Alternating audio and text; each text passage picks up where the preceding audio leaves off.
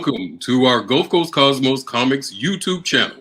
My name is Byron Canady, and I'm joined by my co-host, Gulf Coast Cosmos Comic Book Store co-owner, Sharmane, a.k.a.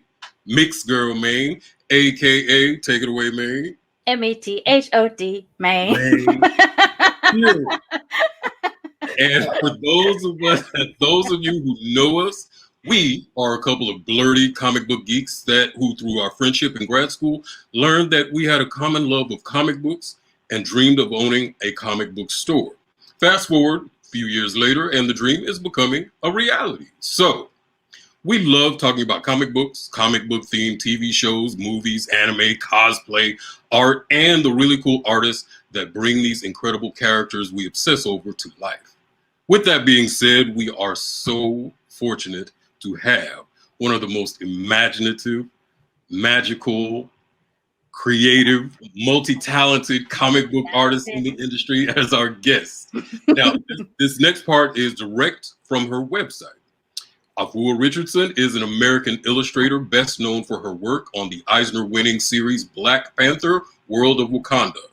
Her other works include Xmen 92, All-Star Batman, and HBO's Lovecraft Country, directed by Misha Green and produced by J.J. Abrams and Jordan Peele. In addition to being an illustrator, Afua is a singer, songwriter, musician, voice actor, and mentor to many aspiring artists. She is also the creator of her upcoming series, Aquarius, the Book of Mer. Everyone, it is our extreme pleasure to present the self-described Jane-of-all-trades Afua Richardson. Okay, so thank you, Afua, for coming on. That I wanna ask, like, with all of that list, can we? It's gonna have to go from Jane of all trades to Afua of all trades. Can we go there? Can we just simply just say Afua of all trades from now on? That's fair. That is fair. All right. So we thank you again for coming on. Thank you so much for having me. This is truly an honor.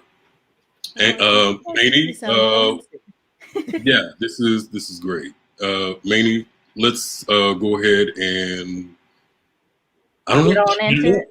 Yeah. I mean, okay, so I have questions. I also have fangirl feelings, and I'm all in them. So we're gonna try to get through this without me like being completely stupid. It's late. It's allowed. It's totally fine. Yeah. Right. I'm so excited. I mean, I want to get into Aquarius Book of Mer because that is your personal project and things like that. But what we have access to you through a few other things, so we can kind of talk a little bit about that and then get our way towards Aquarius. I have been down the rabbit hole for you for a while. I listen to your music on the YouTubes and all that kind of stuff too. So I wanted to talk a little bit to like how creative you are and sort of what was your outlet, your first creative outlet that kind of got you down the path that leads you to where you are now creatively. Oh goodness. Let's see. I think singing might have been my first official creative outlet, at least according to my babysitter. When my babysitter would hand me back to my mother at the end of the day, she's like, "You got you a singing baby." I'm just gonna tell you. Anytime the radio is on, she climbs onto the side of the crib, she shimmies herself up, and she starts singing along. She can't even walk, but she's bopping to the music, and I'm like, "Really? That sounds accurate to like today." That's cute. I cook it, and if anyone has come over to my place and watch me cook, I have the radio going and I start dancing and singing like while I'm making the food. So that hasn't gone away. And cook. That wow. It works for me. I'm a Taurus, so I like eating more than cooking. All right. So I was like, I have to learn to cook well, or I will offend myself. I like that you center yourself for that purpose. Like, That- I will that assault speaks my to own me. senses. Right. I'm Right. like, oh no. You're this like, I'm can't. not trying to offend the ancestors or me.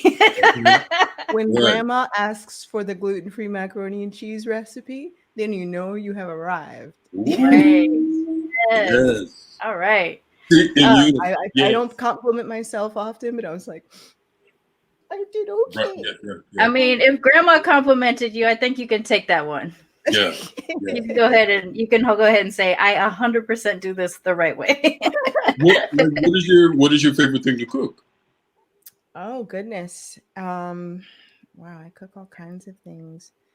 That So, gluten-free macaroni sounds about good. gluten-free macaroni and cheese. It's got like Yes. 6 cheeses, some mustard. I make my own cheese sauce. It's kind of like a blend of Alfredo, but I'll add some fresh black pepper and then some brown mustard and melt it with the butter and then add the milk, all that. Taking notes. I'm hungry. And then I'll do like almost like a Dominican style risotto, where it's like you take it's almost like you're making like the yellow rice, Yeah. where you put the sazon, with no MSG, Yes. at the bottom with the butter and the onions and the peppers and Right. garlic that you've chopped up and you saute it at the bottom. Then you add the rice uncooked, add the sazon, stir it in, make sure all that gets in there, and then cook it. But then after you add like white wine to like make it really soft, and then add like an Asiago or Parmesan or some mushrooms, like saute some mushrooms and then put that in there. That's dangerous stuffs. All right. I can't cook. But I would love to eat. So just saying. I don't know if that's important for anybody. I will have a plate for you. You always have a plate at my house. Yes, please. That sounds good as hell. So you also so you went from singing, and then are you a child musician, or did you get into actually playing instrument as you got older? I started playing the flute at 9. Okay, I played the flute too. I only remember Mary Had a Little Lamb though. Loudest forever, ever, ever, ever. I wanted to play like trumpet, but I wound up playing like trombone in band. It's like my band director said, because you have long fingers. And I was like, what does that have to do with a trombone? You just want to like put this instrument in there. So or like French horn too. I think you would have made like great. It was either French horn or the trombone. That would have fit you. Like musicians kind of have a look that goes with their instrument. Like you can always tell a bass player. There's something about him. Like I don't know. I can't even describe it. Like you can just tell. Like, yep, you're a bass player. Drummers kind of always look like the Muppet Animal. Oh, Animal. You don't know. You just touched another one of my things because I'm hardcore in the Muppets. I love it. I wanted to play the drums when I was a kid, but in 3rd grade, my music teacher said, "No, you can't play the drums. You're a girl." I wanted to be like Sheila, right? I wanted. And he said, "You can't play the drums. You're a girl. George is going to play the drums." So I have harbored resentment and an old-timey Japanese grudge against George since the 3rd grade. I'm 43 years old. I'm sitting there hating on George. And it took me until like 2 years ago to realize it wasn't George's fault that he got to play the drums. It was my teacher's fault that he assigned George the drums because George didn't even want to play the drums. Exactly. So that's how I ended up playing the flute. Wow. Yeah, I wanted to play saxophone, but they were like, I played a little that's sax. Expensive. But the fingering is the same. It is different, sure, but it turns out I'm not that great at reed instruments, so I was just like, oh nope, not playing that. Okay, like, I know my strengths. When did you like start singing professionally? I mean, out of the crib. Was it like crib? Apart from the crib? Yeah, apart from the crib. We threw up some lights. We sold tickets. I held up a hairbrush. Right. I'm telling you. No. Um, Okay, we gotta walk away from this being best friends. I'm sorry. You were gonna have some stalking problems after this interview. If I'm sorry in advance, I'm sorry. Yeah, I need friends. It's fine. I need friends. Okay. I forgot the question. I think it had something to do with singing, but I don't remember now. Oh, when did I start singing professionally? Yeah, Okay. yeah. I'll go through the quick music journey. So, my dad gives me this set of books when I'm 3 years old.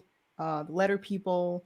It's got a record, some headphones, a book, and there's a show on PBS. So, there was the mixed media really early on. I got that crayon box of 101 crayons, and I was just like, there's periwinkle. And I was There's periwinkle. I was like, there's another kind of blue. Like I was just It's always the periwinkle. It's periwinkle blue. Turquoise. I was like, you don't understand. Like I was like, ultramarine. Ultramarine. Like I was so dramatic with these stupid crayons. I was like, it's got a sharpener right in the middle. Yep, I remember those boxes. Right? You couldn't tell me nothing. And then I start playing the flute at 9. I played it every single day. By the time I was 11, I was a part of a Manhattan borough-wide band, and we played at Carnegie Hall and at Lincoln Center. At 11, you played at Carnegie Hall? Yeah, we got to play with some really, really incredible conductors who, they pushed us, and they were like, I think they're ready. And so they had us perform. That's amazing. Just these with a full orchestra. It was like a 50, 60 piece orchestra at Carnegie Hall, which had beautiful acoustics. And it really made me appreciate music in a different way. And I almost wish that the audience sat where we sat so they could hear what it was like to have the sound surrounding us and the different pieces. It's a completely different experience than to have things projected at you versus like being in the middle of it and hearing the parts kind of like swim over your head. And then after that, I went to LaGuardia for the Performing Arts in New York. And I just, man, our high school was adopted by Lincoln Center and Juilliard. So I got to do an undergrad at both of those incredible locations and realized that I did not want to be a classical flautist. But I still really love playing the flute. But in high school, I got introduced to this all-female hip-hop crew called the Anomalies. And it was B-girls and MCs and DJs. And it was the first time I was a part of like a big collective. It had Cuttin' Candy, Pre the Honey Dark, Tara Strong, Rockefeller, just all of these like legendary ladies. And I was their anime artist and resident beatbox artist. So I would go and battle against DJs while they're and try to do more. Wait, did you just? Yes, she did. Yes, she did. She does it. She does it in the middle of a track. She'll just be singing and then just like she bangs it out. It's amazing. I'm telling you. But I'm telling you, I had reason to fangirl. I was mimicking sounds. Yeah. Okay. So it was like I'd be one of those kids who go to the pet store and be like, like, and start disrupting all of the birds and so on, or like, and they just start hopping around like, like they just start doing these like crazy noises. All right. And I started talking back to them like, I don't know what I'm saying. I hope I'm not insulting your mom. You are Dr. Doolittle. I am in love. This is amazing. And I would like feed the ducks in Central Park. Like they were all in the middle of the pond, and I'd have my bread, and all of us were just kind of standing around the edge, like, oh, well, they're not coming close. And we throw it in the water, and they wouldn't come. And I was like, I got this. And they come. waddling. I'm like, what? Oh, Yeah. I didn't know I was invited to dinner. So You I are would so connected to a lot of like really interesting things. That I'm just a dweeb who had too much time on their I hands. love it. And I would read my books and I do all the sound effects, like, yeah. and then she approached the dragon. Like I was just ridiculous. I Yes. had to be like my own Yes. entertainment. Like Yes. I was just like, I'm just gonna sit in my corner and have a movie Yeah. in my mind because they're not So talking to me. Oh my gosh. I love it. It was I played by myself a lot. I have an older sister, but she's 8 years older than me. She's 8.5 years Oh older than me. wow. So when I was in, kindergarten, she was in high school. So there was just such a gap between us that after a while, we right. couldn't really hang out in Mhm. the same way that we did before. So, but she's amazing. She's like an engineer, a high level engineer dealing in like hypersonic weapons, but she's also a photographer and a seamstress, and she does like floral arrangements. And I'm just like, what? Wow. I'm a slacker. I mean, don't count yourself out because you're busy with all the creative things. I think what is happening is that you just come from a real creative and multi-talented family. I was gonna ask, like, is that like a part of just like your family core, like arts and creativity? I think I it mean, it is. has to be. I think the sciences and the arts are one and the same for my family. Yes. Okay. My grandfather, who passed away last year at 91, he was a All deacon right. and a member of the Army Corps of Civil Engineers and Mhm. a photographer. And he has this rare photo of Martin Luther King in Tuscaloosa, Alabama, um, when he was 27 years old. Mm, He was one of the only Black forensic photographers in the state. And they would mm. call him out to these different locations. He was a park ranger, he was a Boy Scout leader, and he was actually a Boy Scout leader to my dad. So yeah, That's cool. and so it was just amazing learning about him and his stories and the things that he grew up with. And he had all these brothers and sisters, and they were artists and sculptors, but I didn't really know them. And then on my father's side, that's my mother's father, and then on my father's side, um his mother Anna was a nurse practitioner, but when she was, I want to say, in her like early 30s, maybe in her 20s, she was put into jail for passing the voting test because Mm. you had to recite the entire like Bill of Rights and verbatim. And they had all these Oh questions yeah. like, how many beans are in this jar? And she wrote enough to fill Yeah. them. Right. Yeah. And she passed the test. So they were certain that she cheated, and they put her in jail for 3 years, but they had no female prisons at the time. So she was in a chicken coop outside for No. 3 years. And she still came out, raised 7 kids, became a nurse, bought a house, and so I hear about the things that they went through. And then her great grandfather was Choctaw, and he was a bridge builder, and he would ferry, and a boat builder. He would build canoes, and he would ferry Mm. people back and forth across the Warrior River. So then his uncle was one of the few Black contractors to build bridges and highways, and he was a welder. Mm. So there were a lot Wow. of builders in our family. One of our ancestors, named George Washington Carver, not the same. Mm. No relation. uh, He almost passed out. Byron almost like, passed out. I was like, no, I no, can't no, hear no. anymore. He helped actually build the White House. He was a roofer. He helped build the roof of the White House, fell off the roof, broke his back, and they sent Oh him my back god. home, but they sent him to the wrong place. So he ended up walking all the way back home. Oh my gosh. But I came from some people who were made of some tough stuff, Yeah, you were. and Yes.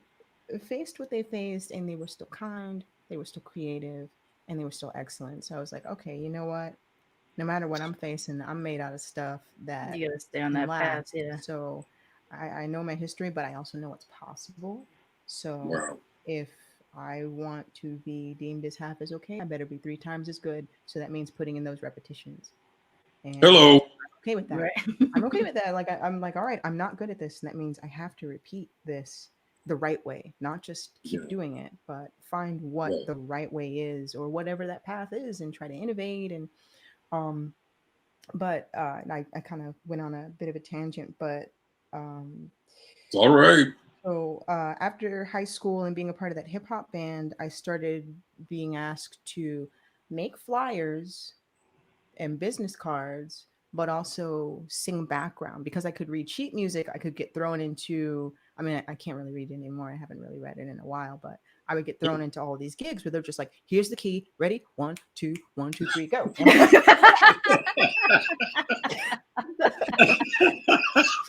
We had somebody drop out. You're gonna solo? I was like, yep. Right. Yep. I'm Yeah. here Can Yeah. you for sing it. background? I was like, hit third or the fifth. All right, here we go. 1, 2, 1. So I would get thrown in those situations a lot, which was great Wow. because, for a period of time when I was a teenager, I was homeless. I had, my mother unfortunately suffers from mental illness, and she's very, very violent, which is not actually a byproduct of her mental illness. It's just her. But Yeah. she was also taking medication that made her very violent and very erratic. And so it was, very dangerous for us to even just be around her. And we got evicted. I came home one day from school. I must have been like 13 or 14, and all of our stuff was on the street. And I think I was too young at the time to really understand what kind of danger I was in. Mm. But I was just like, well, I We might have let some us free. really interesting parallels here. Yeah. I mean, the three of I us love the have three of like us, some yeah. really just in that statement right there. Because I mean, there's a lot of stuff that I don't talk about Yeah. myself personally, but to hear other people talk about it, I'm going, yeah, Well, I think it's something that people go through a lot. wow, They have their dealings and their interactions with, people who are narcissistic or will have a mental illness and or a mental disorder, yeah, and they don't talk about it Mhm. right, because it's hard to identify. It's right, hard to even name. And if someone has depression, they're just ungrateful and they need to pray it away. And yeah, it's not something that, that Yep. actually gets yeah, addressed and treated and understood with compassion. And sometimes people just don't know what to do. But it was right, really hard because we didn't know, and we didn't know how to help her, and she didn't, she would kind of use um, the police in a very aggressive way. So anytime there was a serial killer or something on the news, the cops would be at my house because it was my dad, and that's not yeah, true. Oh you my know. gosh. So actually, Judge Judy was our family court judge. We were always in courts. We were always just wow, being Mm. upheaved, and music and art was the place that I dove into, where I was just like, you know what? I can There's be safe canned here. food and glass being thrown, but you know yeah, what? Nightcrawler isn't liked either, but he's still a hero. Yeah. You Yeah. know, Swamp Thing, doesn't really have any friends. He hey, can't- but he's still yeah, kind. He rescues yeah, people, and he's kind of metaphysical, and I don't really know what he's talking about, but I like plants. yes, Or, yes, yes, yes, Wolverine is grumpy, but he protects his friends. Mm-hmm. yeah, yeah, He gets wounded and he gets hurt, but at the end of the day, he could be a villain, but he does the right Yeah. thing. he Yeah. does it And right there, yeah, and so I fiercely protected my friends, and I didn't talk about what I went through for a really long time, and I bottled it up, and I just listened to music, and I wrote music, and I played music, and you know I was hopping from couch to couch for a little while. Um, and I was like, even though I am homeless, I am not a homeless person. I don't, and I battled with that, and art helped me have another identity and change the script. Mm-hmm. because the things that I couldn't say, I could draw. The things that I couldn't articulate, I could take out of my chest and out of my head and put on the paper and say, well, you know what? It doesn't matter what is taken from me. No one can take this. Yeah. You can take my sketchbook. You can't take my ideas. You Yeah. can take my story idea, but you can't take, what it means to me. I can make another one, Right. and it gave me an emotional maturity that I don't think I would have had otherwise. And music kind of did the same thing. I'm just like, the world can be really ugly, but there's beauty here. And when I listen to Stevie Wonder and I look at his chord progressions, and then I have the chance to meet him and tell him how I feel about his music, can I really complain about my life? Maybe, but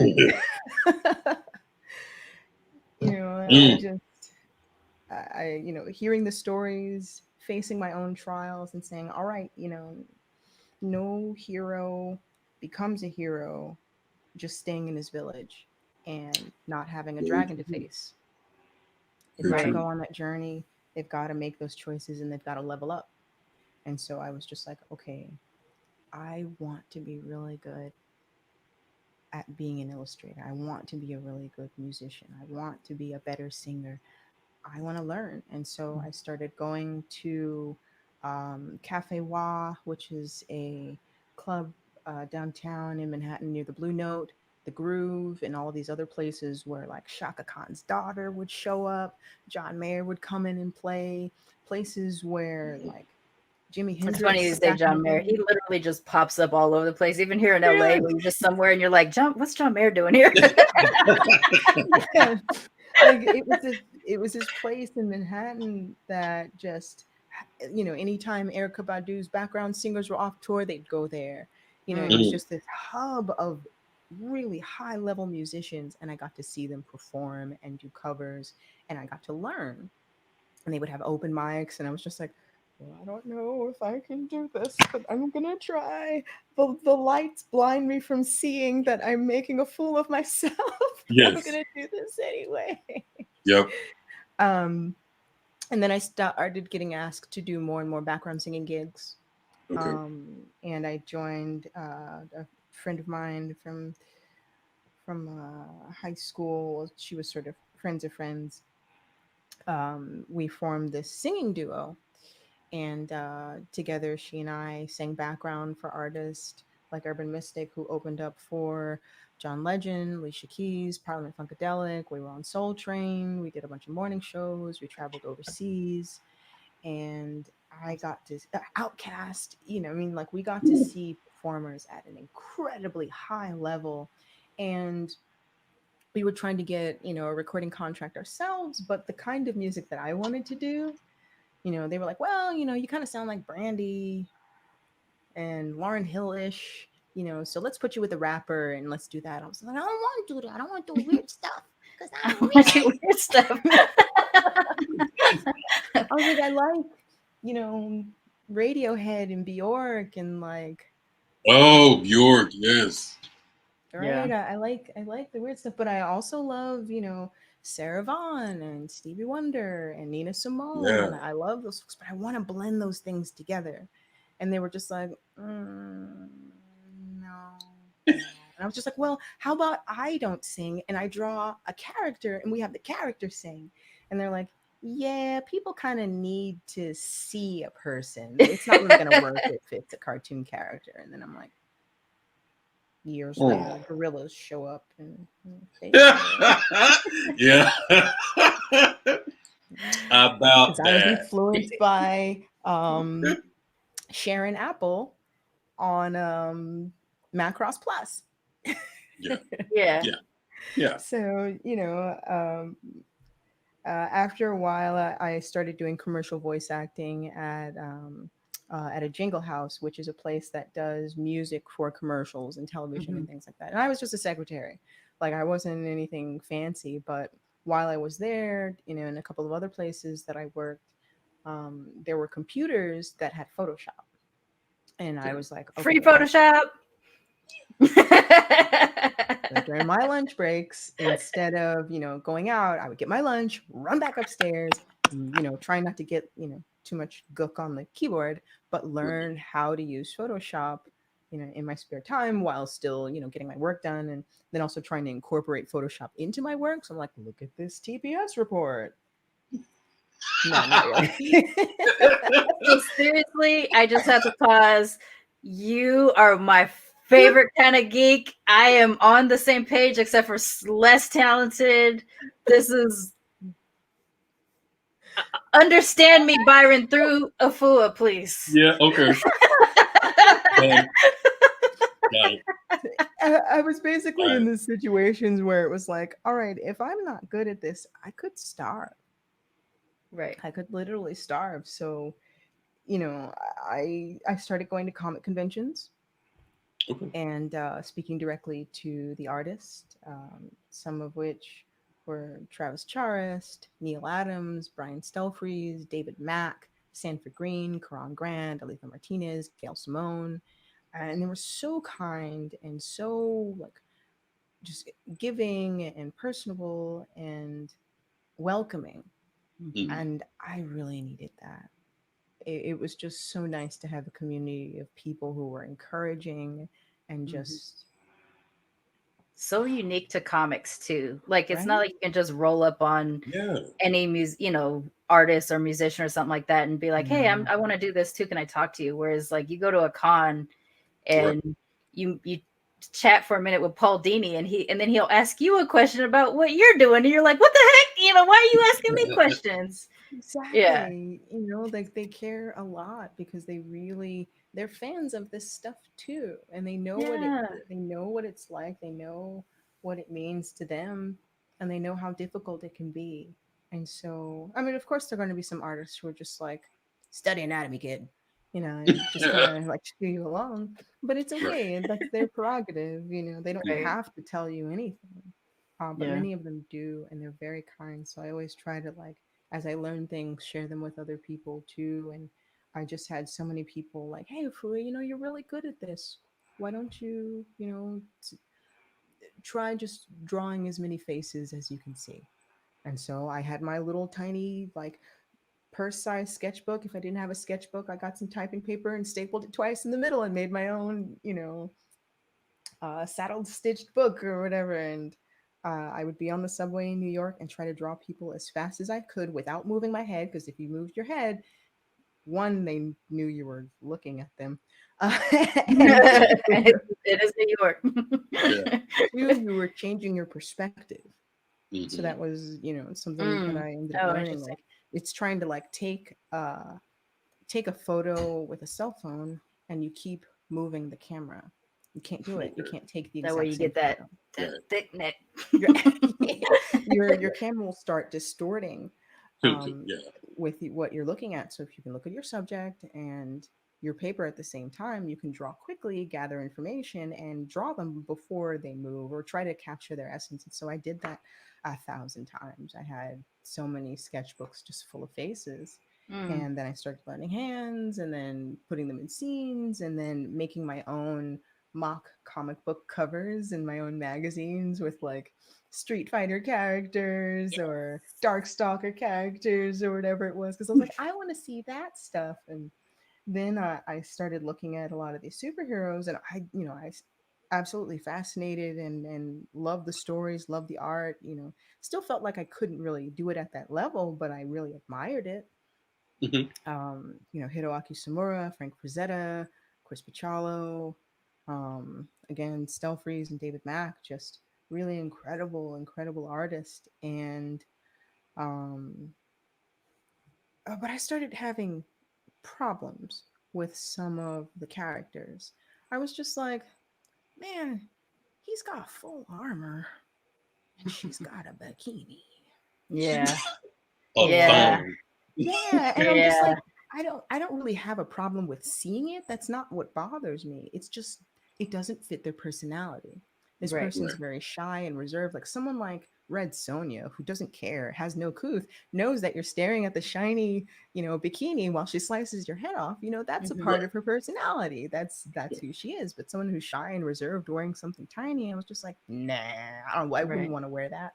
So I started changing around costumes and thinking about characters in a modern era. And I was like, man, if the Joker were here today, he would have maybe tattoos all over his face and would maybe not wear a suit jacket, would be kind of Right. a thug, Right.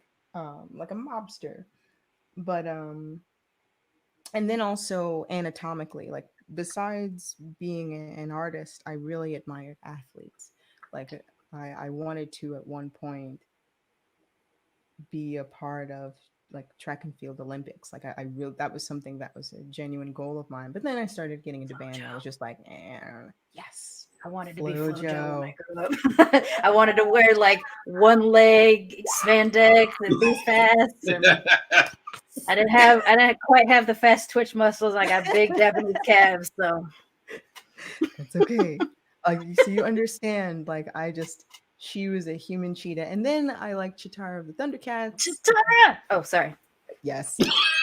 In my mind, like I joined the track and field, when I was in public school, and I had her theme song like in my head while I was running relay race. Yes. And so when I started looking at sorry. Please. I'm so sorry. I Do we cannot call help ourselves myself. like the Wonder Triplets now? I cannot help it. Okay, let's do this. Let's go. Okay. So when I started looking at the anatomy of athletes who did different things, people who did high jump versus people who did like discus throw, Right. wrestlers and things like that, really This studying is where their that anatomy. science comes in. Your Yeah. science mind and your art mind are Art, happening yeah. at the same time. Mm-hmm. I loved biology. I love studying muscles. I love studying, like chemically what's going on when you eat things. And I thought, if Wonder Woman is lifting a car, she's going to have really big quads. Mm-hmm. So I just started drawing thick Wonder Woman and really Yes. powerful, anatomically correct women. And I was just like, well, maybe if she were doing like a lot of heavy lifting, she would have smooth muscle over someone who was smaller and faster with a lot of like fast twitch muscle, which would be more defined. And, really just doing my versions of what I wanted to see, not because I was like, this is a conspiracy. They don't want us to be strong. No, like, I'm an artist. I can just It just made sense. Yeah. Right. Like I don't have to get mad. I can get to work. Oh. And Ooh, so put that on a t-shirt, please. Hey. There's an opportunity when people talk about representation and things that are missing from a particular genre. You can either support those who make the things you like or figure out how to make it yourself because there's a need that has to be filled. It's an opportunity. It's like, oh man, they don't make socks for people who are 6 feet tall. Get to Makes sewing. sense. Like Right. figure it out. That's There's an interesting. That touches on opportunity. something I did want to ask you about freedom Yeah. in your art, like whether you're working for the majors or you're able to create your own thing. Do you still get some freedom when you're working for the majors or for an established character? Yeah. Absolutely. It's really great to feel like I've been trusted with a major property. And it's funny because it's the smaller publishers that actually have a lot more control. They want to kind of over direct sometimes and just be like, okay, well, the angle of the panel is from here. And sometimes I know that's very specific to what they're trying to express and they have a reason for doing that. But sometimes some writers and some publishers that are smaller can be a little bit more controlling. And then the largers are just like, we trust you. This is the playground. Play. Awesome. Let's see what you do. So when I worked on Black Panther World of Wakanda, I was just like, okay, so do I have to stick to a particular costume or are there particular parameters? And they were just like, well, here's some of the other illustrations that other people did, but this is just 2 lines about what's happening in the story, and as long as T'Challa's on the cover, we're good. And I was like, Mm.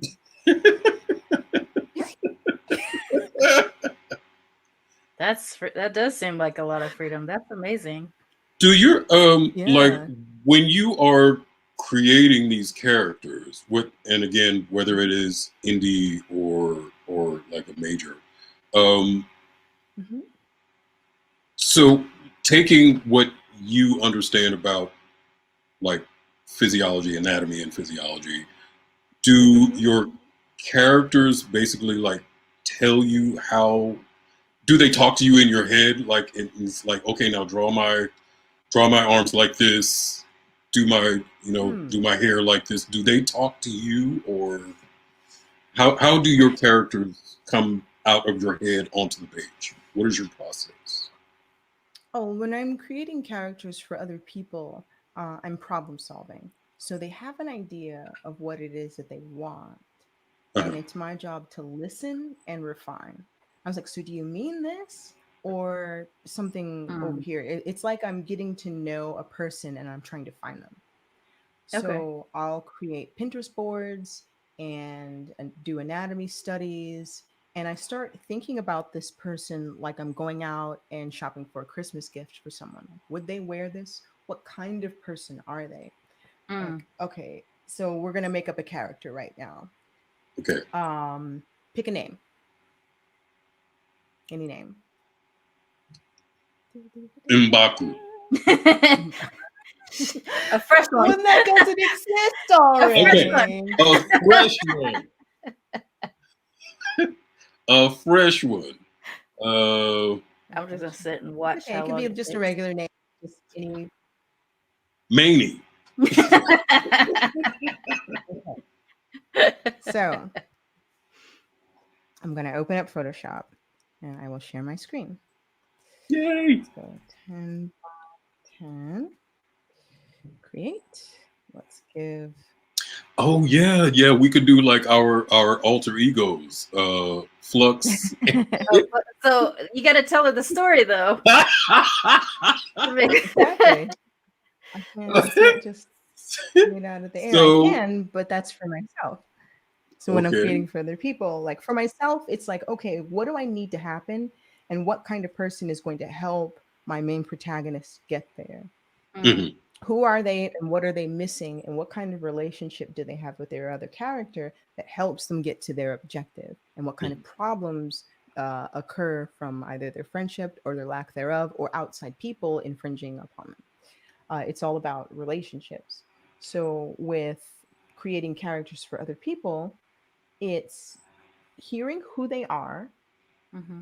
what kind of person they are, and then that dictates their facial expressions, their posture, their wardrobe. Also, what it is that they do reflects the musculature of their body. So you kind of create like a wardrobe for them, So I'm going to That would share definitely my be Limbo and screen. Flux. Right. So limbo is what I refer to myself as, because for like the year before Byron and I got together to start Gulf Coast Cosmos, I felt total limbo. Mhm. I had been Limbo. hashtag me too'd and was out of work, and I was trying to figure out my next step. And so I kept Yeah. referring to myself as limbo. And then Okay. Byron.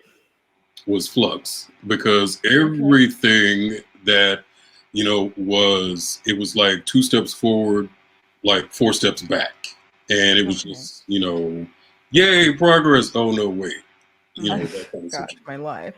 Yeah. So yeah, we were talking one day as per usual, and we were just, this is weird. It's like I'm always in this state of flux, and she was like, it's like just I'm forever in limbo, like So we became limbo. limbo And and that's how it flux. Yeah. happens. And So I our made alter us And these ego. names will just come rest on your shoulder like a little bird. Yeah. So she All right. created these T-shirts for us named Limbo and Flux. Cool. Okay, so describe Limbo to me. What kind of person is she? Limbo is Well, first constantly. Go ahead. I'm sorry. Limbo is constantly creating, always somewhat chibi angry. Like I tend to squat down and just get angry. So I tend to be a little bit chibi angry, and but always busy. I got to do my mixed race, or Limbo's got to do the mixed race stuff. Limbo's got to do the comic book stuff. Limbo's got to, create a business or try to help somebody do something that they want to do. So I tend to that personality. I tend to like focus on others, but finding a creative way that makes it feel personal. But then because I'm doing so many things, I can't figure out where to stop. So I'm in limbo. What's going to be more important? Is this comic book thing, or this podcast, or this job, that kind of thing? So I'm always kind of in there. So I am thinking about someone in limbo, constantly busy. That might mean that they are a bit impatient. Not impatient, but more like looking to the future, the next thing. Busy-minded. And crossed arm posture is definitely a limbo thing. And then someone tell me about Flux. So Flux is an ambivert for sure, an extroverted introvert. Okay.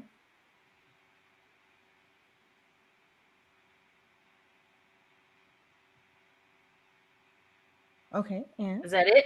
What else? Like, wait, I was like, did it freeze? An optimist. Yeah, he's super optimistic, and I'm not. Optimistic. Yeah. Okay. And always in his head. Okay, always in his head. Okay. But generally positive. Yeah.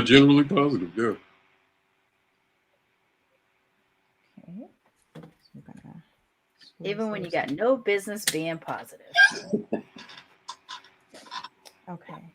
So this is so fun. Whoops. I'm running out of memory. Let me quit. Illustrator. So about her expression. If you could have Limbo say something that would definitely be something that she would say. Why are you laughing? You better stop.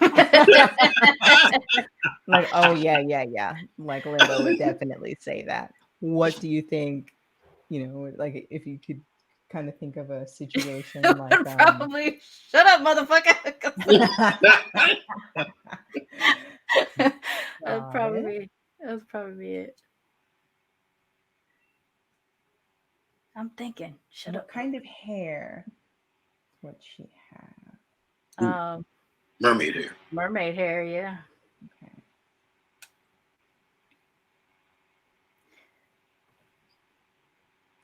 Curly, long.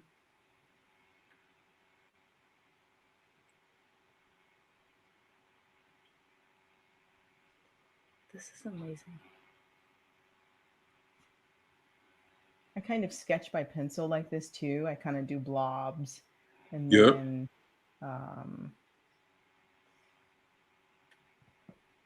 refine. So because I end up using so many lines, I will use like a red or blue pencil so I don't lose sight of my underdrawing. Oh, okay. And I can still see it a little later. Do you also keep a sketch pad everywhere you go? Like one by the bed, one in the living room, one in the kitchen? Maybe not one in the kitchen because okay. food. But you gotta cook. It's time to eat. It's true. I'll get like sauce in the sketchbook and stuff will get smushed together. But I have way too many sketchbooks. Way too many sketchbooks. It's bad. It's bad. And so I'll go through them every year and I'll just rip out the pages that are good and then just chuck the rest. Oh, wow. Okay, so what kind of clothes would Limbo wear? Definitely shell toes. Yeah. And generally like dapper femness, but with a hip hop twist. That's cool. That's the aesthetic that I just can't afford, but I visualize. I want to wear shell toes with everything. I want to be dapper and not too girly, but still femme.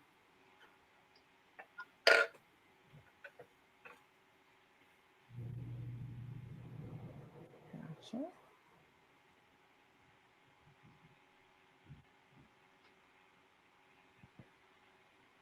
This is so fun. I love watching someone create. Okay, and Flux. What kind of clothes would Flux wear? Flux is very conservative. Okay. So for Flux, it is a bow tie, and yeah, he's that kind of cat.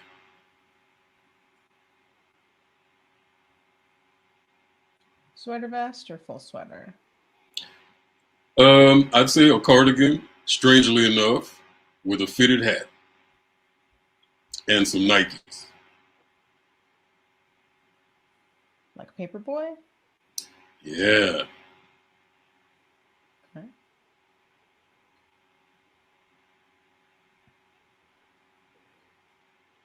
Don't be surprised if I start replacing t-shirts with bow ties. I'm a person that'll make a t-shirt for someone when I'm excited about something, and I've just been told I'm not allowed to make any more t-shirts for Byron. You cut off. I have like so many t-shirts now. Thank you. You're like, I got all the laundry to do. Right. Still got to do laundry. Yeah. Still got to wash all these t-shirts.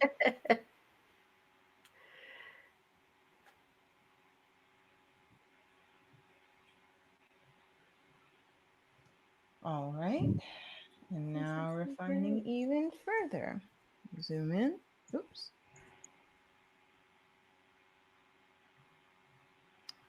And get it a little darker. A little more gray. Definitely gonna have to write a Limbo and Flux comic now. We can't just keep talking about it. We gotta do it now. I know. I mean, seeing them like now is, yeah. It's real. And that's what my job is primarily, to take people's ideas and try to capture the feeling of what it is my camera's gonna move and look a little weird for a second because I have my tablet and my camera one on top of the other. There you go. So just move a little closer. Push a little bigger. Oops. Let me that.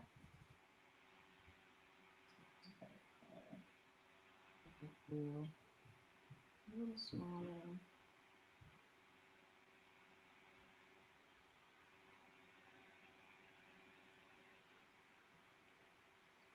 That's definitely my eyebrow.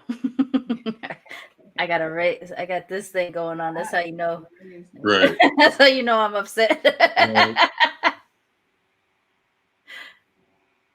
Oh, this is so awesome.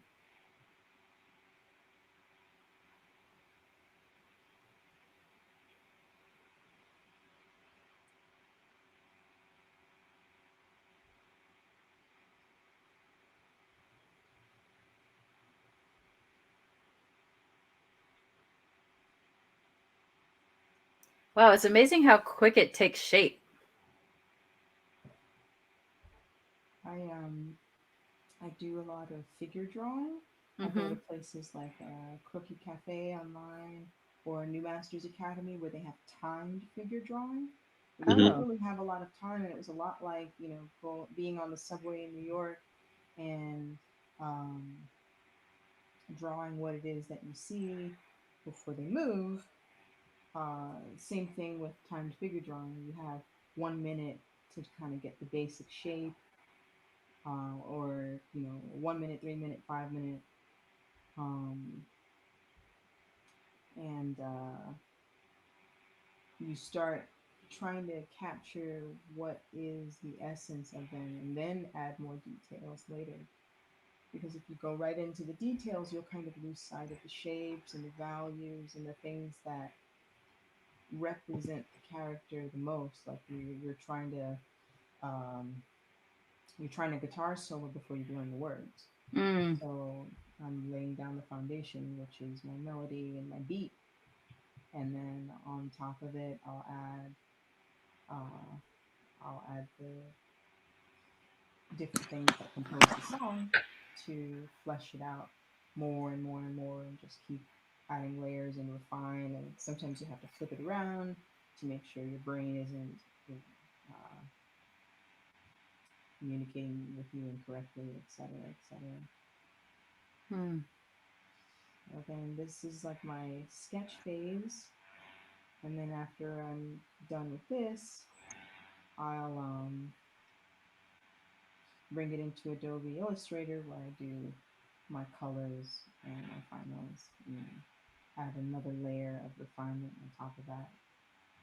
Mm. Do you listen to a certain type of music when you are sketching, drawing, creating a character?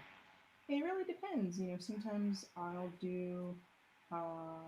make a soundtrack, to fit whatever it is that I'm listening to, or I'm sorry, that I'm drawing. Mm. So Hmm. while I was drawing Lovecraft Country, I had a lot of Sam Cooke and Gladys Knight and the Pips, Mm. and just lots of soul and lots of funk, and something to really put me in the era.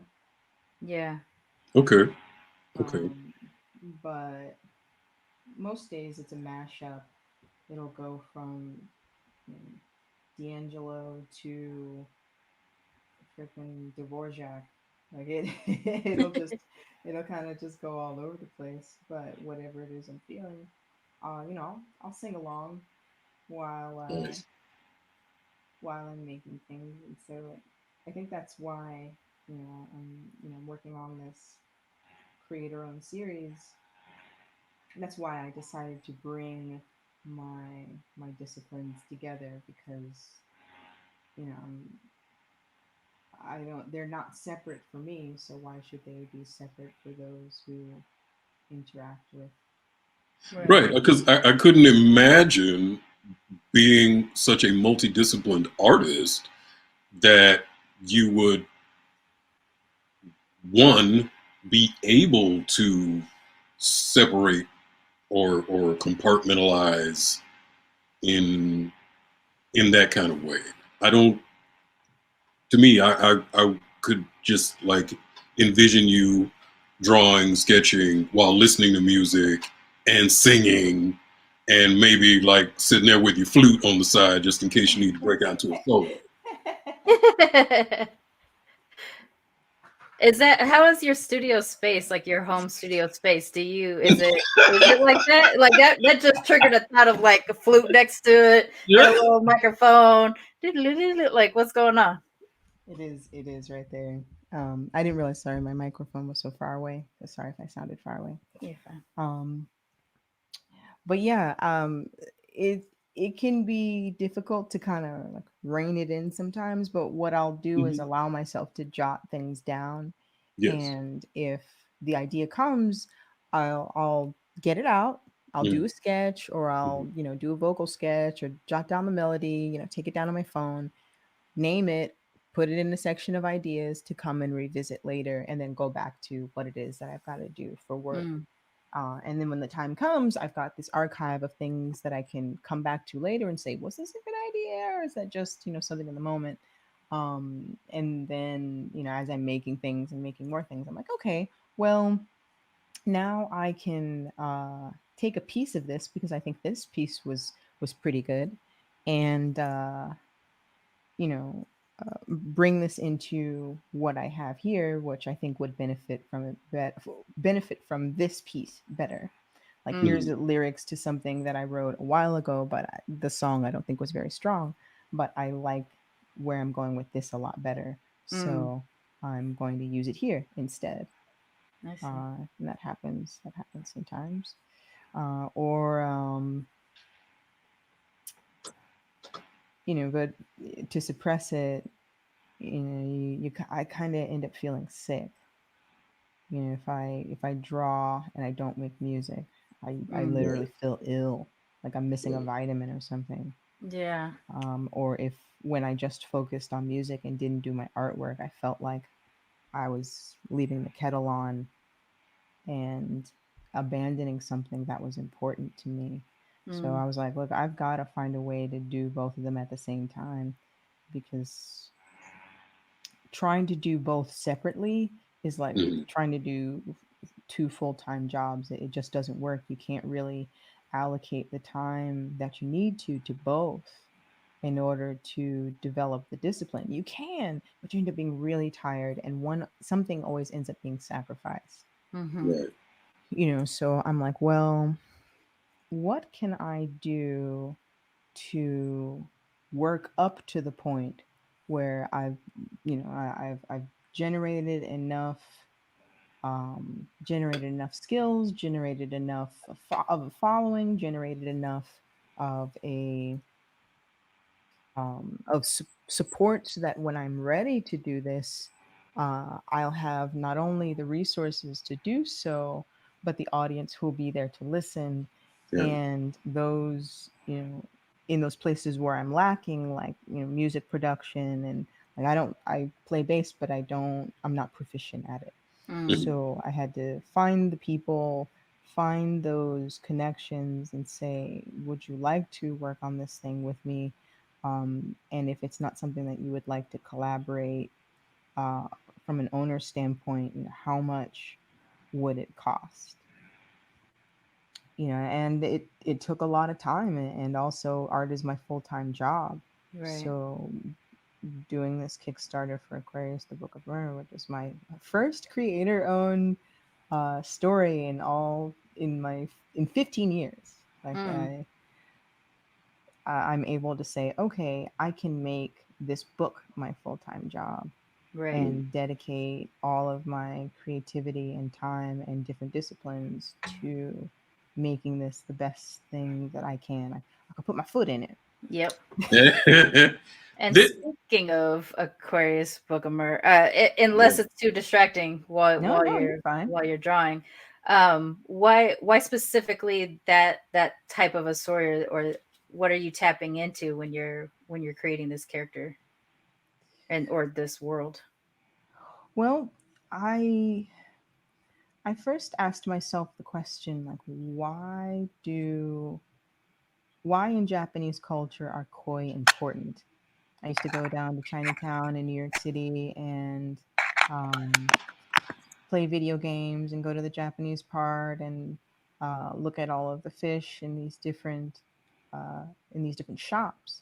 And I thought, why koi specifically? What's so important about koi? And then I learned about Confucius giving the emperor a koi fish, and they were previously bred in Persia, which is now Iran.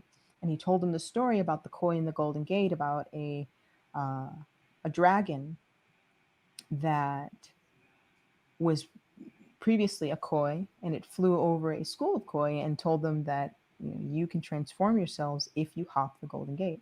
So they all decided to go down to the Yellow River, which is where the Golden Gate was, and go on this journey to become a flying dragon instead Mm. of a carp. And by the time by the time they reached the gate, there was only one fish left, and he was determined. And for 100 years, he hopped and hopped and hopped up the waterfall, trying to climb this golden gate to become a dragon. And it caught the attention of all the demons and deities, and they were just so perplexed and confused by this little fish trying to transform itself. So the demons were making fun of it and making it more difficult for the fish, making the waterfall 100 feet taller, or causing the rocks to be more jagged and cutting into his skin. But he didn't stop, and he didn't quit, and he kept persisting. And then a goddess took mercy on him and understood what it took to become a dragon. And so she strikes him with lightning, and he dies. And as soon as he hits the water, he flies up the Golden Gate as a dragon.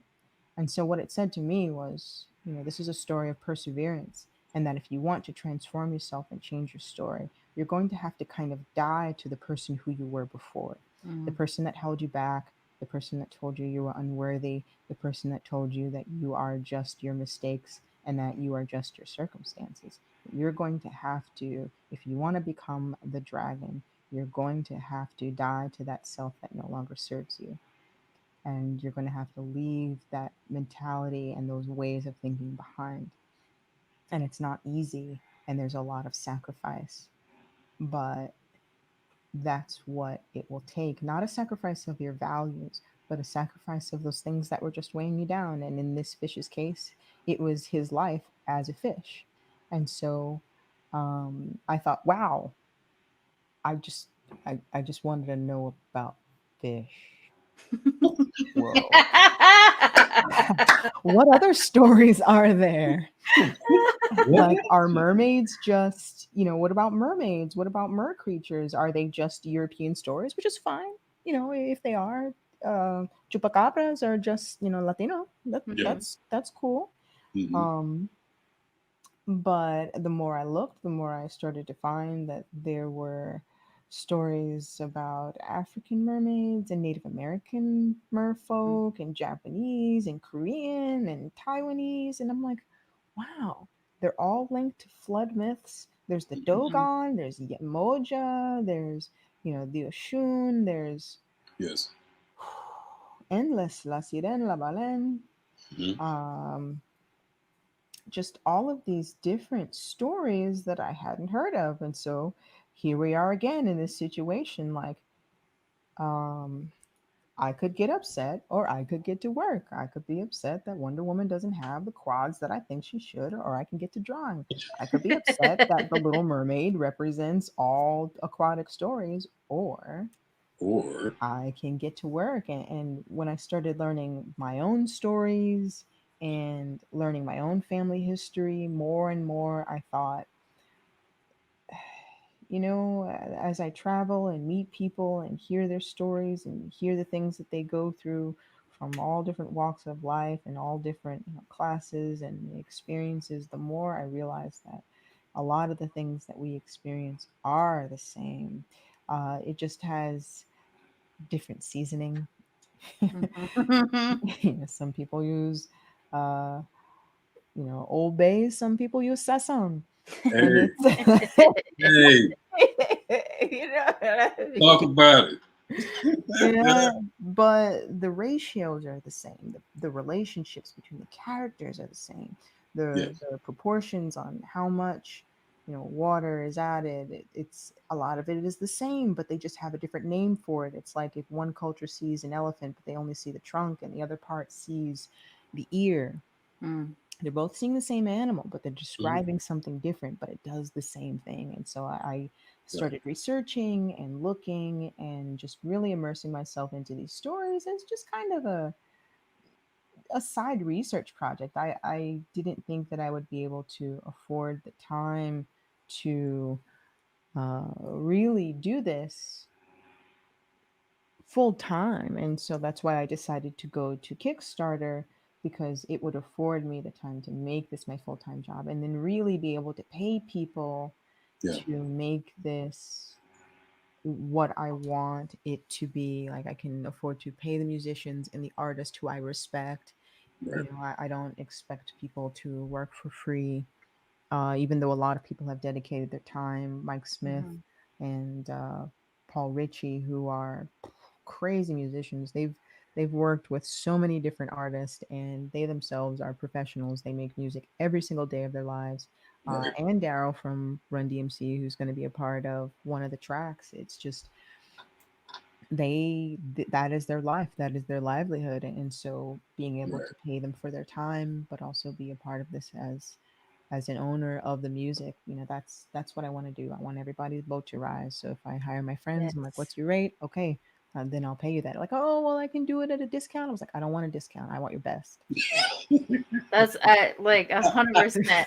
I've been saying that too with Byron. Like as we start to include our community, right now it can only be us because that's all we can afford. But Exactly. once we can include our community, we're already thinking of those people who like that boat.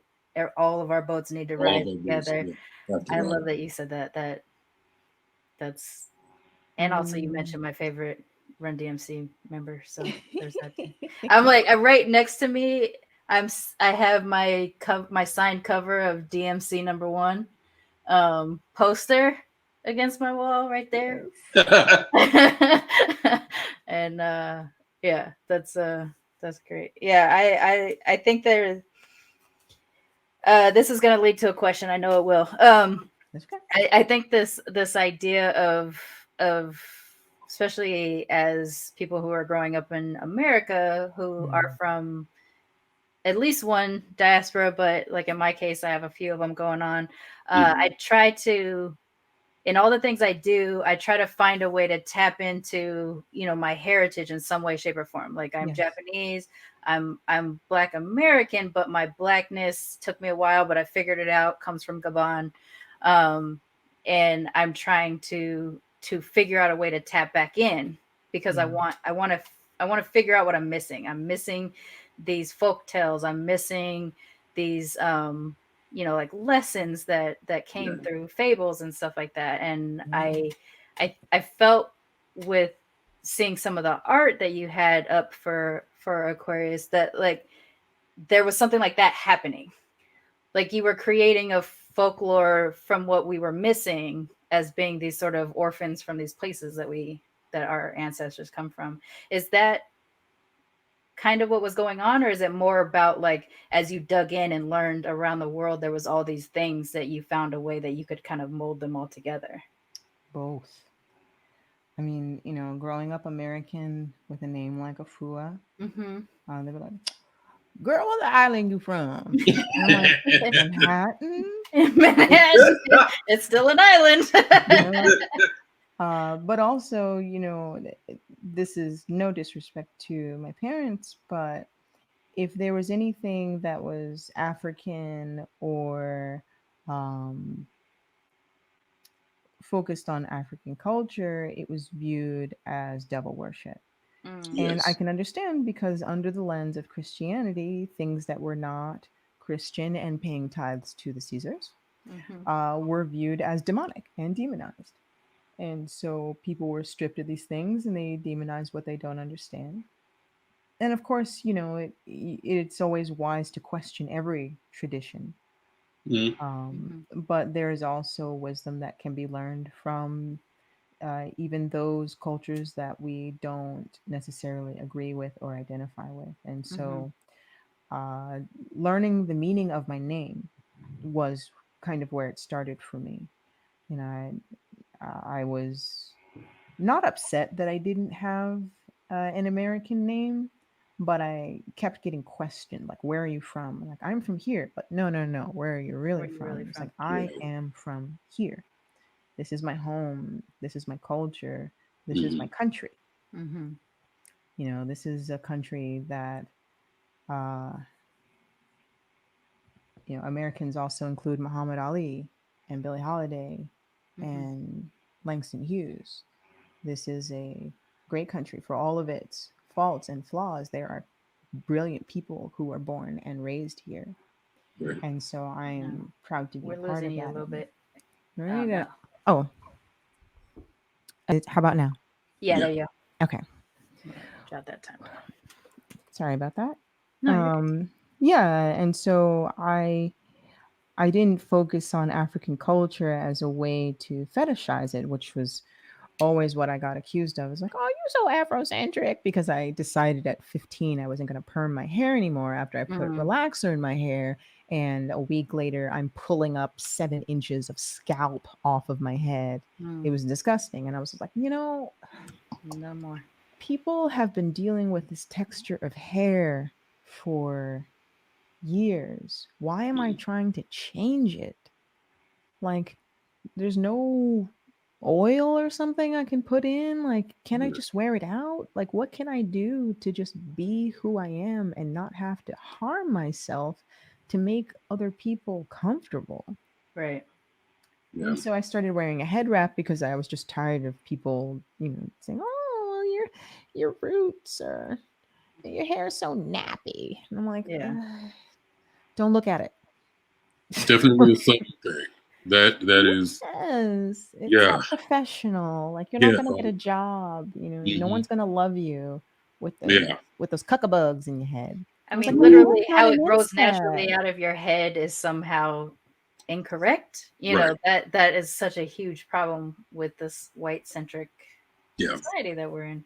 Well, Right. it was actually enforced by more black people Right. than and folks who were white or Jewish or Italian or Polish or Czech. They were like, "I love your hair.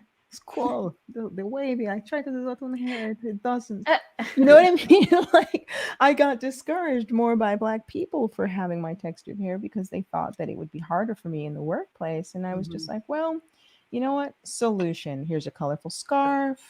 Don't look at my head. And Hmm. so I started growing it out and then just kind of started researching Afua. Like, what is Afua? Where does that even come from?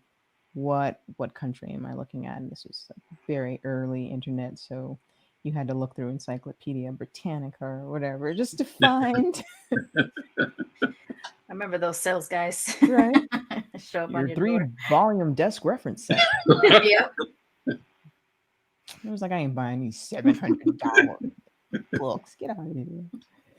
But yeah, I would go to the library and try to look up my name, and then the internet came around, and I started looking it up online, and it was definitely a lot easier.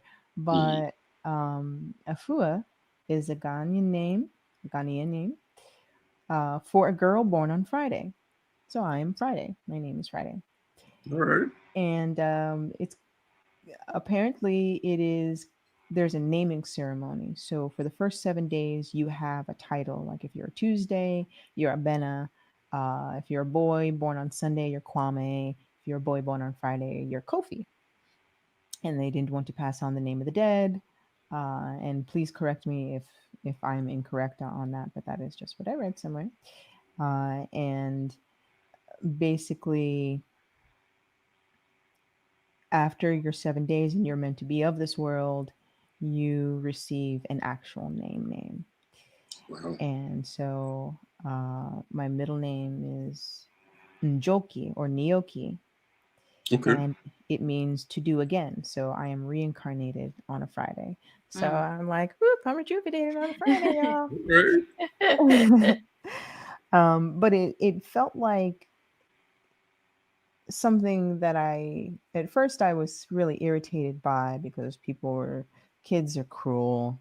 They're just Mhm. like, you're not American, you're African booty scratcher. I was like, what does that Yeah. even mean? I scratch no one's butt. And that was also big, like in at least my time period, the late 80s, early 90s on Oh Oh the yeah, yeah. sixth grade That playground was a thing everywhere. everywhere. Yeah. exactly. Everywhere. Exactly. It's like you were other, you were hearing it. You better be tough. Hmm. Hmm. Yeah. And so I was like, I'm not.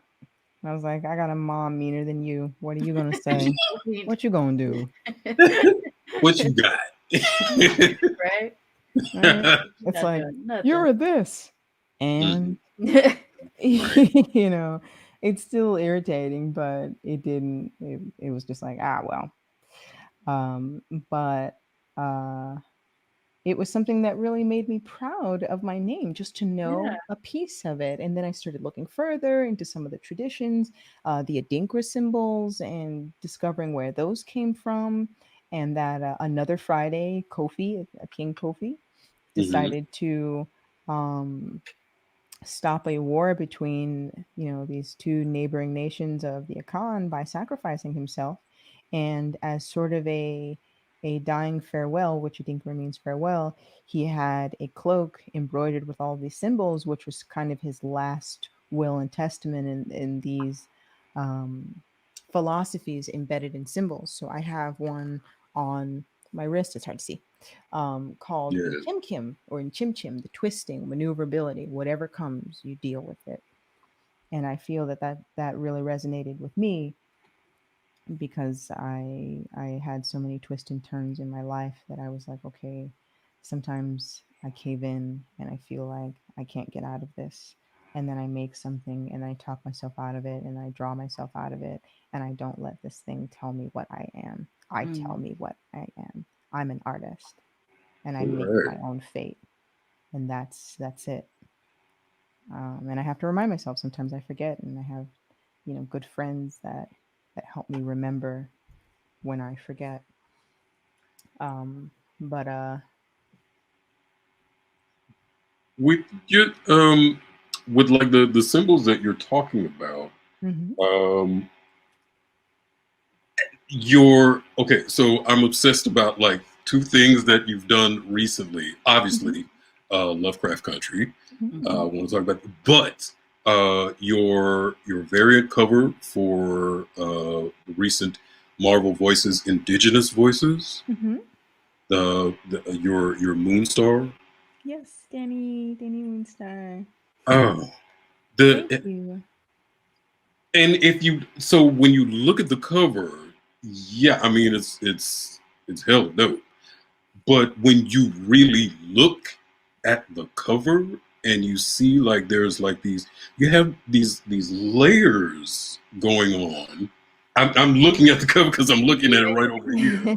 I have it, but you have like so many like nice little layers and there's symbols. And it wasn't until like a week later looking at the cover I'm going, wait, are those symbols on the arrowhead? um, yes, yes, right around the arrowhead, she has the symbol of the Cheyenne Nation, which she is a part of. It's the symbol that you'll see on the Cheyenne flag.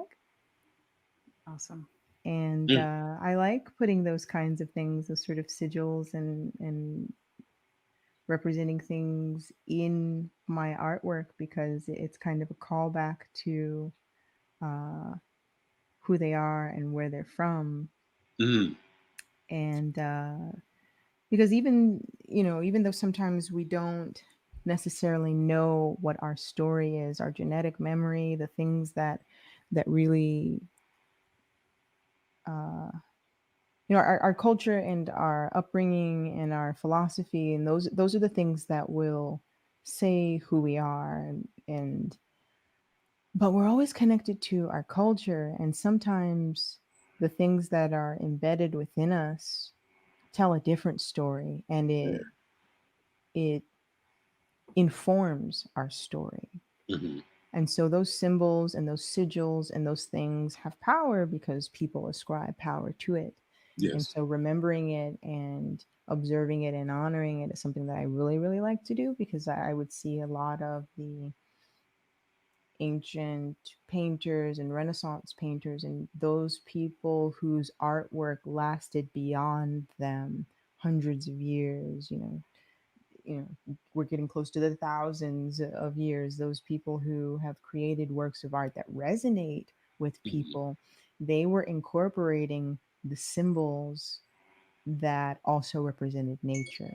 They were the calling to the proportions of nature, those things that observed the patterns and embedded them in their symbolism. So it became knowledge that people remembered, even if they didn't quite understand what it was they were looking at, like Mm. that number and Right. symbolism traveling through time and saying, okay, I know you might not speak my language, but I want you to remember this.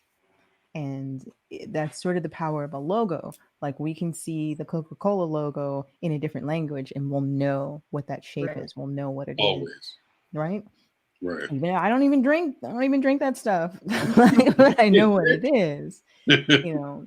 And it is a symbol that, like the Adinkra symbols, represent something.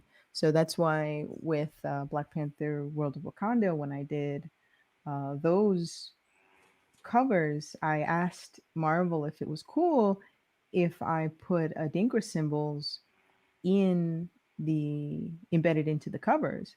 And they Yeah. were like, yeah, go ahead. Do whatever you want. Like I said, as long as T'Challa's on there, we're good. And so I decided to ask what was happening in each of the issues. Because a lot of times when you get a cover, you're just like, okay, here's the character, and just give them an iconic pose. Just have them doing something cool. And Yes. uh, you don't really get to know what's happening in the story because people talk spoilers, and then Right. your story kind of ends up losing its power because the idea and the surprise gets told. That's kind of why trailers, like movie trailers, are so gripping, because it keeps putting out half of a question Right. and the movie itself answers it, and you've got to know because you need to know what happens. Same thing with books. So they only kind of give you a piece of it to make sure that you don't end up, spilling the goods before someone picks up the book to support it to find out the answer, or the movie, or whatever else it is. Hmm. Um, but um, Did you oh, take that same? Did you take that same style? Obviously, you had to, but in Lovecraft country, when doing the illustrations uh, for Diana's comic book, did you take that same intention? in that instance, I wish I had had more time when I created. Um, and it also depends on like what your job is. So my job in Lovecraft country was to create the comics for Diana Freeman Hmm. and Hippolyta Freeman, Yeah. and make the illustrations inside the atlas, her comic books, all of Yeah. her sketches, all of her travel comics, and Hmm. anything that Diana drew, Yeah. I drew. Yeah. And so, because the time constraint was so limited, like the Mm. Hippolyta cover, where, well, the other version of it has a robot arm, but Mm. I had to draw that cover on, ooh, I had already been up for 72 hours. No, Mm. I'm sorry, I already been up for 48 hours, and I was just about to fall asleep, and they were just like, "Oh, hey, we need you to change this." So I had to make that cover in about 2 hours. Oh So there wow, wasn't a lot of time to That do took you that's that. 2 hours. amazing. Two very grueling hours, but 2 hours. I mean, I was happy to do the work. It was an honor to even do it, but I was just like, "You're Tie. filming that right now, right?" And these are Right now, right clouds, now. and these cameras cost thousands of dollars, and you've got the Yes. actors on set. They've been Hmm. flown in. You can't just tell them, "Yeah, sorry, we can't do this scene right now." And Yeah. we've got to, like, no, like, you got to stay up and do the job, or somebody else is going to replace you who Hmm. Yes. can. Hmm. So I was like, so unfortunately, I couldn't necessarily put my best into that cover. I was moving like a mad woman, and like, coffee. Man, Look, I'm sorry, but I wish my talent was your worst talent. yeah, it's like she said that wasn't my bad. So like, I'll take it.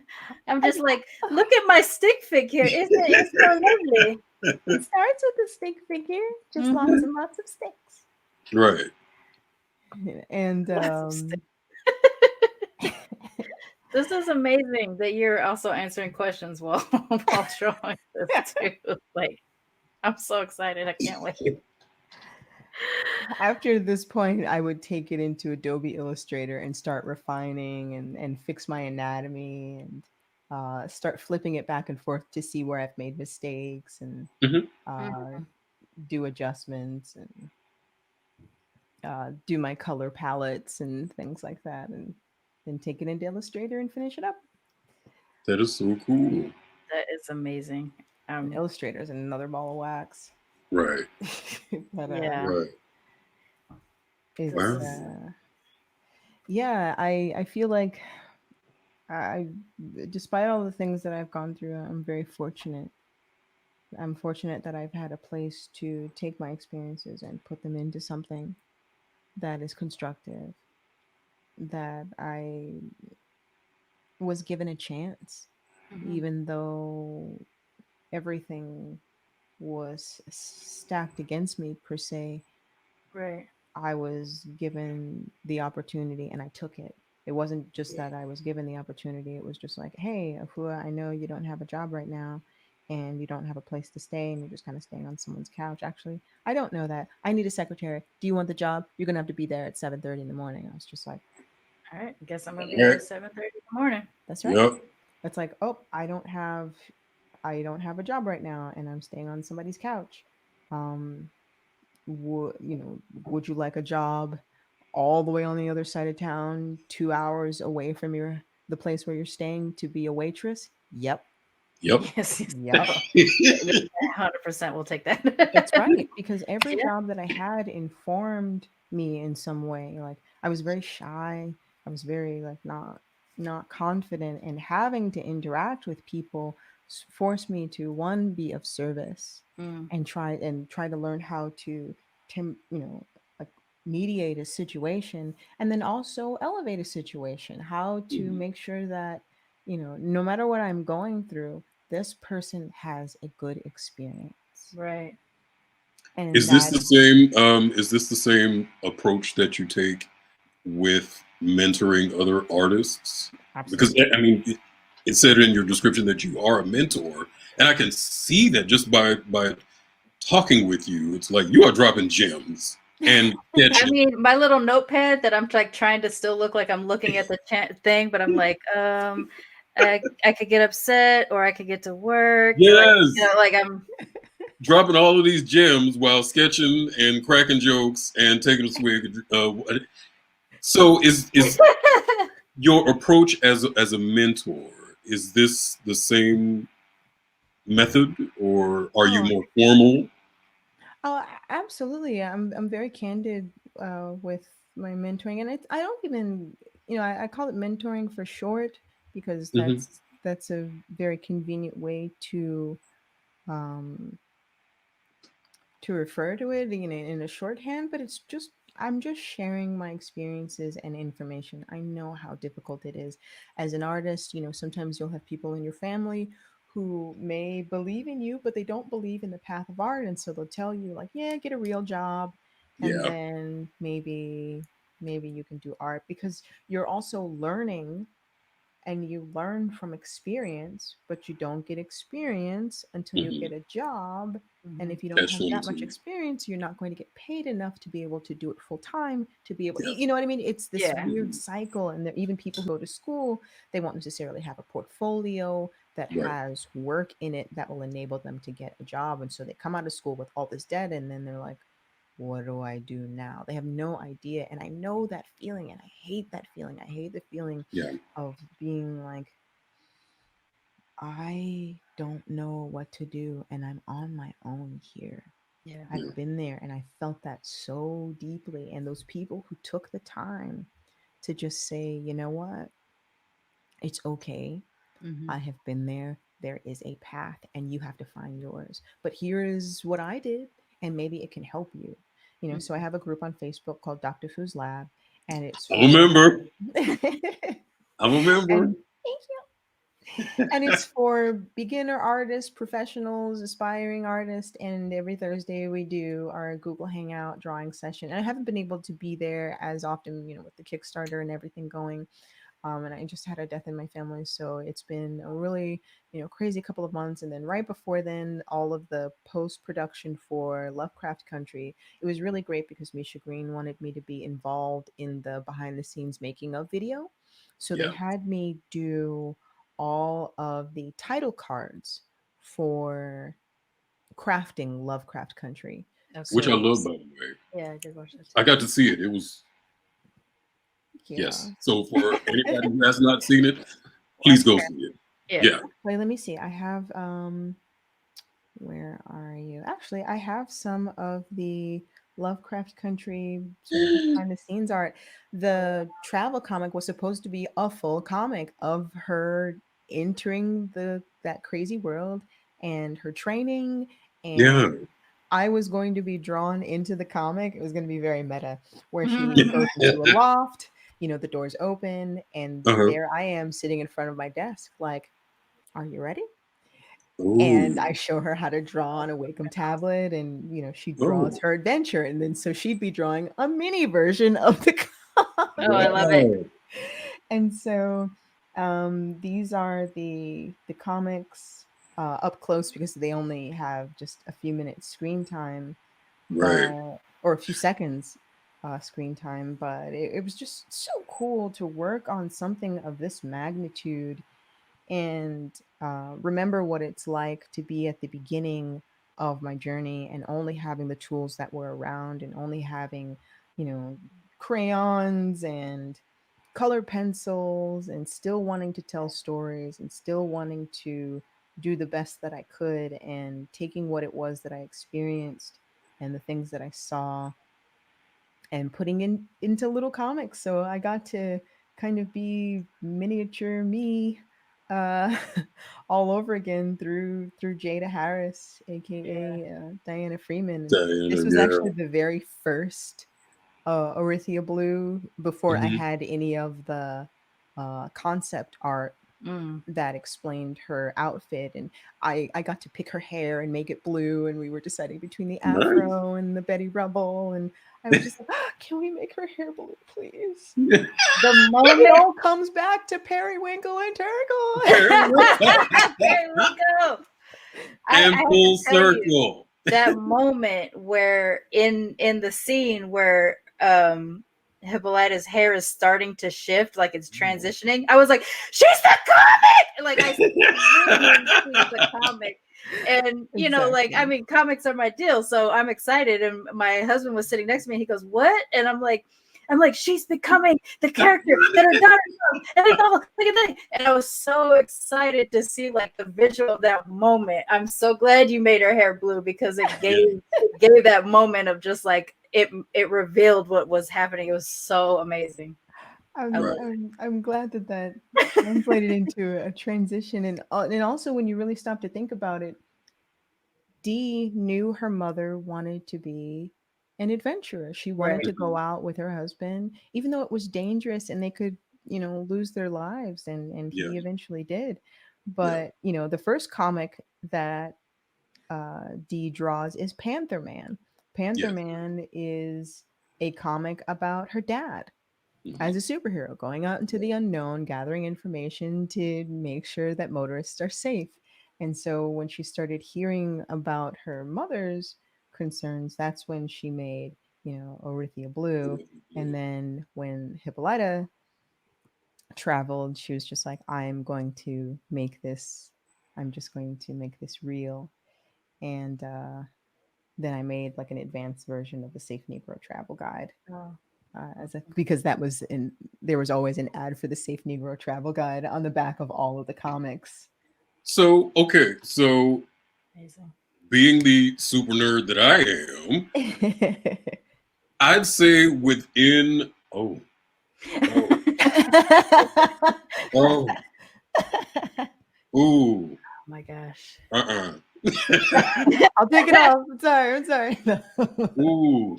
Um, But wow. That oh is, my gosh. wow.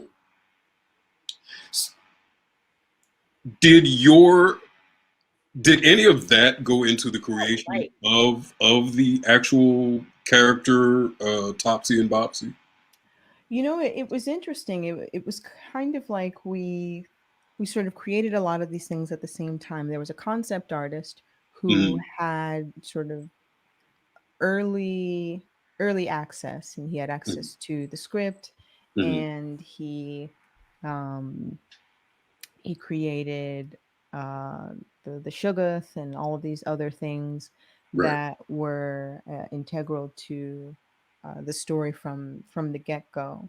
Okay. And then we would get maybe one or two images that were enough for us to interpret what it was we had to for our characters. So it was very, very hush hush. It was very tight. They would Yes. not let you see the script unless it was absolutely necessary.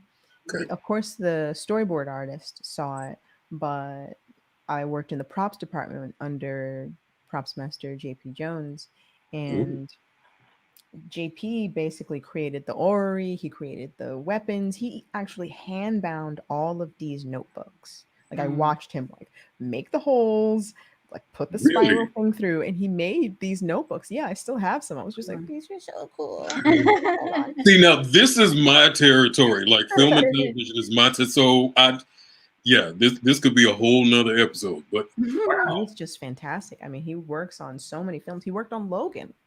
Mm. And he what? worked directly with he is Okay. an incredible props master. He's worked on just I think right before Lovecraft Country came out or he finished with it, he did Ford versus Ferrari Yeah. Okay. and Okay. a bunch of other stuff as well, and just the amount of skill that he has is just phenomenal. So be able to see him work and just put out all these fires, like Hmm. in the scene where the car flips over in the beginning with Christina, Yeah. someone actually got hurt, and so he had to like run out and Oh wow. Oh and man. help. And in the scene where um, Journey is walking with the Book of Names, Yes. um, she actually burns her arm, and they build a lot of sets. It was just an incredible production. It was super impressive, and that Mm. Right. whole observatory, they built that. They Yeah. built that? That was That built. That was on a set. I have a photo. Hold on. Hold on. Let me find them man. things. Let's Wow. see here. Portfolio, So clients. these are your illustrations that These we're are the looking at. illustrations for the And behind the scenes crafting Lovecraft Country special, where Misha Kamiko yeah, gives you a look. I was yeah for again for anyone who has not seen crafting Lovecraft Country, please do yourself a favor. Check this joint out because it is That's it. That's just it. There it that's the is. Hold set. on 1 second. Let me get better images of that. Yeah, they these are big files. I'm trying to find my better resolution photos, but um yeah, this was And so usually, like, cool. and for people who aren't in like film and television, it's Mm-hmm. any set that you see, anything that you see on like on television or film, like Mm-hmm. you see the like a room. That room in actuality is probably like 2 or 3 times the actual size Oh, of a regular absolutely. room. So, like, I Oh can yeah. imagine how huge Oh my that. that God. Even their apartment in Chicago, right. they made that. It was 2 floors up, and they had windows, and some of the things they actually filmed in Chicago and in Uh, California, but the mhm. apartment itself was built Mm. so that it was an elevated stage, a whole story up. I mean, Yeah. the sound stages or the stages that they built these things in were like Mhm. 6 stories high. Yeah. You've got these lights way, way, way up in the sky, and I'm just like, oh my God, please don't fall on me. They're just the level of craftsmanship and the detail and the work involved in the wardrobe, and just Mhm. that wardrobe. Yeah. It's Yeah. amazing. Man, Yes. Yes. incredible, absolutely incredible. It was just such an honor to Yeah. be a part of that. Just a little part. Like I played a stupid little part. Very, very, very little part. So many hands Yeah. made this, and the fact that they went out of their way to not only put me in the behind the scenes uh, uh, sort of online videos, but they give Mhm. me a shout out in the season finale. Like, I I ugly cried. I did. I've been Did doing a lot you? of ugly crying. I cried when I was like, my Kickstarter made it. I called my sister. It was so sad. That's awesome. But I cried because my dad is a physicist and he's a physics teacher and he taught at West Point and helped develop MRIs and he did all these really cool things. But he was first a sculptor and an oil painter and a Mm, really good one at that. mm, Mm. But I never saw him draw. mm. He had kids, he joined the military, and so his dreams kind of got pushed to the side. And he wanted me to be a, he wanted me to do well. He didn't want me to suffer. He didn't want me to Yeah. suffer the way he did. So he was Yeah. just like, do art, but don't do it seriously. And I was like, but Dad, you're so unhappy and you love art. And Yeah. art is difficult. You don't necessarily have health insurance, but there's so many different kinds of art. There's graphic design, there's storyboarding, there is, you're not necessarily going to be able to draw Spider-Man Right. because Yeah. a million people want to draw Spider-Man and only 12 get to. But And then the path for the artist who drew Spider-Man, people don't know all of that. Yeah. They all they see is, you know, boom, Spider-Man. Right. right, they don't see the hours of work, the hours of anatomy study, the hours of inking, the hours of getting rejected. Todd McFarlane, I think, was rejected over 1,000 times before they let him draw Spider-Man. Mm. And then once Mm. he got in, they kept telling him, "Don't do all those weird squiggly things. Don't put him in all these weird positions. Like, what are That's you what I do. doing?" Yeah. And then he Yeah, realized, after he got his dream job, that maybe he wanted to make something on his own. And then he made Spawn and then Image Comics and just said, I'm going to tell stories my way. And right, so now Image is the titan that it is today. And the really cool thing about it is that if you are accepted into Image Comics, they do the distribution. You have to be responsible for the marketing, but you own Yeah. 100% of your copyright. Yeah. That's not really offered anyplace else. Most places Mm-mm. ask for 50% because they're putting in an investment, they're putting in the marketing, they're printing the yeah. books, they're doing all these things. But, Mhm. the Titans at Image Comics don't need your book. Yeah. They don't need your book to make money. They make their money, in returns, and they allow you as an artist to be able to flourish and grow, but you just have to be on par and you have to be able to sell and you have to be able to represent yourself. And so I'm like, all right, I'm going to go when I am ready. And then after an artist named Afua taught me happened, I was like, hello, Image Comics. I would, I would like Ready to for duty. make a comic. Yeah. And they said yes. They asked, and so my first like major book was with Image Comics, making a book called Genius about a Yes. This 17-year-old I'm tactical from the genius. neighborhood. Yes, Like it speaks to me directly, kind of. yes. Yes. I didn't write it, so I didn't. I tried to put as much as myself into it as I could from the position that I was in, but it wasn't my job to make the story. Mark Bernard and Adam Freeman, they had a vision for it. And Mhm. I'm from New York, so I didn't know very much about California. So I started reading and researching, and I was just like, man, Yeah. I thought places that had trees didn't have no hoods. Yeah, we got trees in our hood. They're palm trees. It's really confusing for folks that don't come from here. Exactly. Yeah, and Yep. so I did a lot of learning and a lot of digging and a lot of talking to people, and I started, people started reaching out to me and saying, thank you for telling our stories. Yeah. Thank you, because nobody like talks about us out here. Yeah. Yeah. We were late in And the hip hop game. We were late in the comic representation. We don't have like our super. We're not a metropolis. We don't have Gotham. right, We're just here. Yeah. right, Yeah. and they're movies, but there's also like that scene helped inform and contribute and Mm. influence hip hop and the culture in a way that definitely needs to be honored as well, good and bad, Yeah. Yeah. from. And so after I did that book, it was just straight up from there, I got to work on all these covers, but I didn't get a chance to tell my story, just because it's so time consuming and I was learning so much. And um, you don't get paid vacations or days Right. off or retirements. It's like you work basically enough to get through to the next job, and then you got to do it all over again. Right.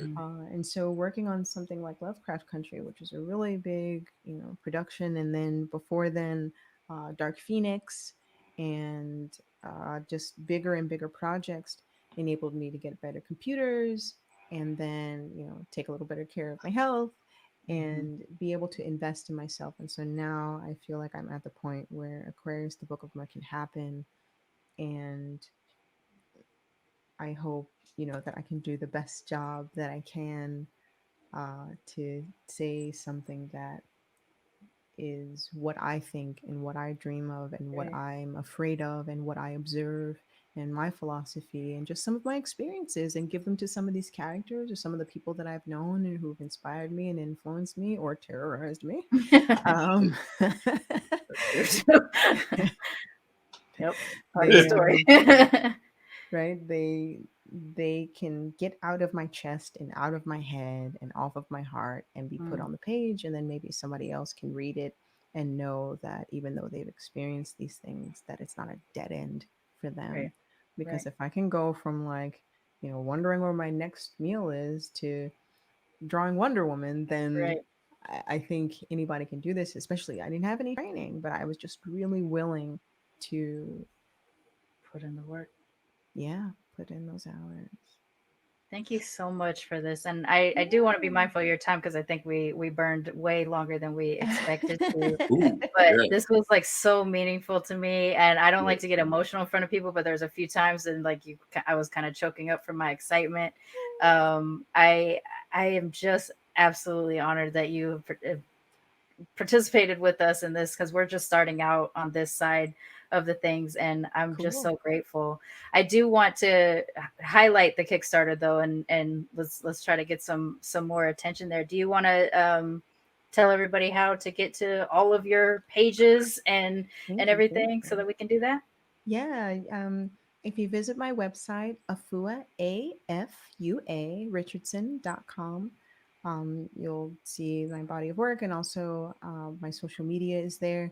I'm on Twitter under Afua Richardson, and I have a Facebook page as well. You can find me on Instagram as Dr. Fu, DOCTAFOO. I had this nickname from a friend of mine, my old roommate. I didn't have health insurance, and so anytime someone got sick, I was like, "Ooh, you got a burn? I got some aloe. Like, you got a cough? Get some hyssop and some ginger." And so I became Dr. Fu Medicine Woman. Uh, I was like, I like this. I like this a lot. That's cute.